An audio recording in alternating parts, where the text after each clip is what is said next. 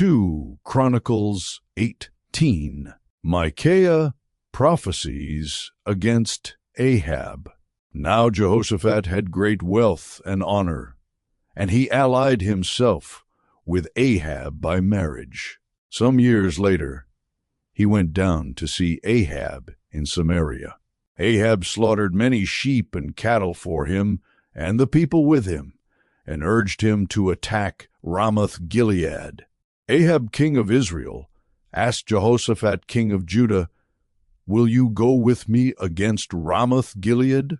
Jehoshaphat replied, "I am as you are, and my people as your people. We will join you in the war." But Jehoshaphat also said to the king of Israel, "First seek the counsel of the Lord."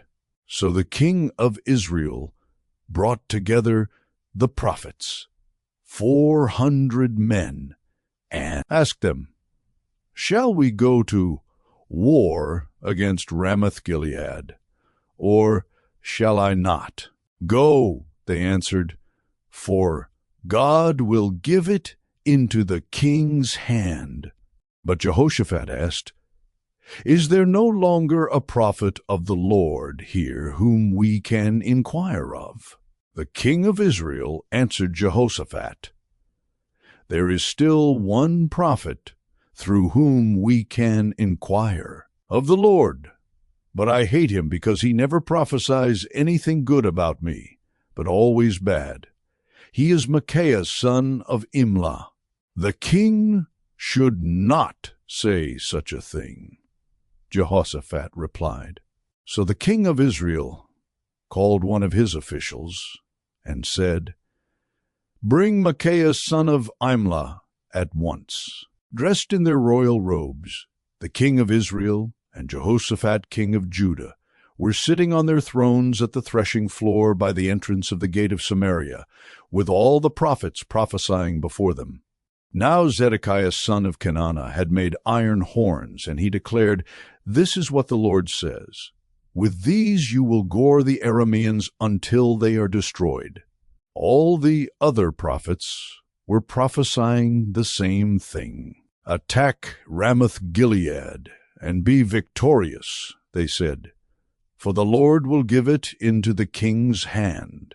The messenger who had gone to summon Micaiah said to him, "Look, the other prophets without exception are predicting success for the king. Let your word agree with theirs, and speak favorably." But Micaiah said, "As surely as the Lord lives, I can tell him only what my God says." When he arrived, the king asked him, "Micaiah, shall we go to war against Ramoth-Gilead, or shall I not?" "Attack and be victorious," he answered, "for they will be given into your hand."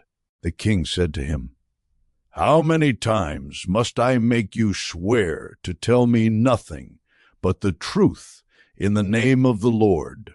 Then Micaiah answered, "I saw all Israel scattered on the hills like sheep without a shepherd, and the Lord said, 'These people have no master. Let each one go home in peace.'" The king of Israel said to Jehoshaphat, "Didn't I tell you that he never prophesies anything good about me, but only bad?" Micaiah continued, "Therefore hear the word of the Lord. I saw the Lord sitting on his throne, with all the multitudes of heaven standing on his right and on his left. And the Lord said, 'Who will entice Ahab, king of Israel, into attacking Ramoth-Gilead and going to his death there?' One suggested this, and another that. Finally a spirit came forward, stood before the Lord, and said, 'I will entice him.'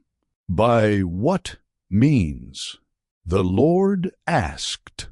I will go and be a deceiving spirit in the mouths of all his prophets. He said, 'You will succeed in enticing him,' said the Lord. 'Go and do it.' So now the Lord has put a deceiving spirit in the mouths of these prophets of yours. The Lord has decreed disaster for you.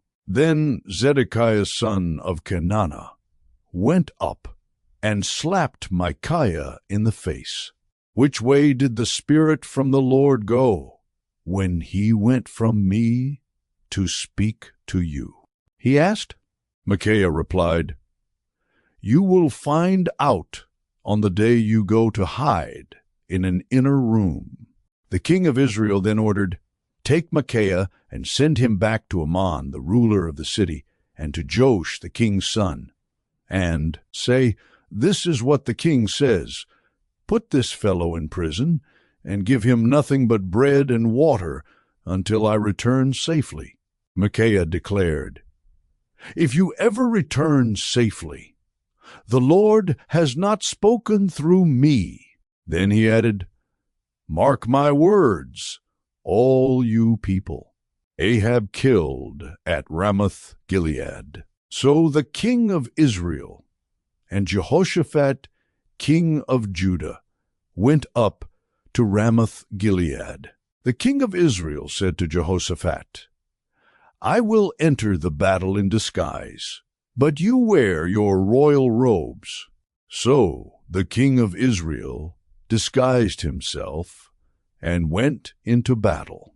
Now the king of Aram had ordered his chariot commanders, Do not fight with anyone, small or great, except the king of Israel. When the chariot commanders saw Jehoshaphat, they thought, This is the king of Israel. So they turned to attack him.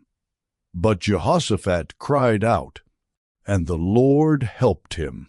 God drew them away from him. For when the chariot commanders saw that he was not the king of Israel, they stopped pursuing him.